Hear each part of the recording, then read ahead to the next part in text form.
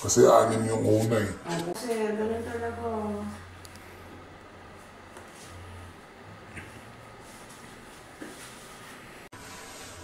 Pagkatapos nito, wala na.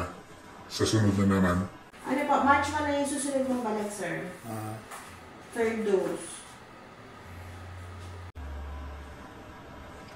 Hindi nyo ba muna skin test yung ano? Oo. Hindi nyo muna skin test yan.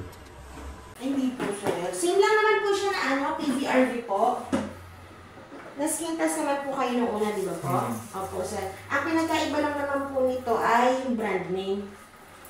Brand name lang naman po. Yung kanila po namang generic ay parehas po. Doon sa nauna po ninyo. Sige po. Taas ka na, sir. Ito pa yan? Oo, yan yun. Ba't hindi mo pa tinanggal? Mahirap tanggalin? Hindi naman. Ayaw ko lang tanggalin.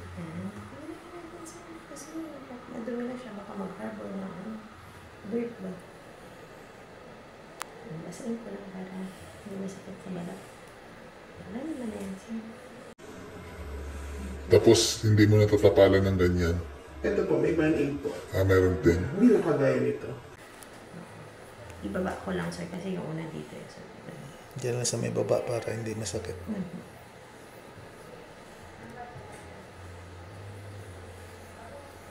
Relax lang po kayo. Band-aid na yung ano.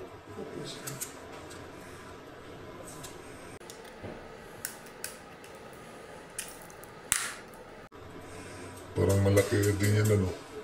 Pag adult, sir, ganito. Pag pigya, ganun. Ganito. Pag Ilang ml yan? Pag bata. Ilan? 0.5. 0.5.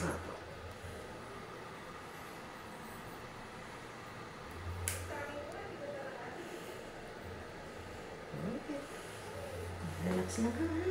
Okay. 1, 2, 3. Na malalim, ha? Sige, okay lang. Ano, tusok ka lang dyan. Sanay naman ako sa injection eh. Okay. Relax po, sir. Tapos na? Bilis ah.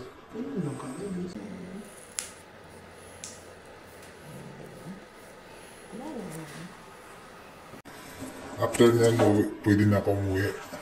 Ano po, 15 minutes muna ikaw uupo dyan, sir, ulit kasi may 15 minutes observation period para doon sa makaka-receive ng second dose po. Doon ako upo sa labas. Opo, sir. Nakaupo na po kayo, nakaupo ka na. Sa labas na po ako.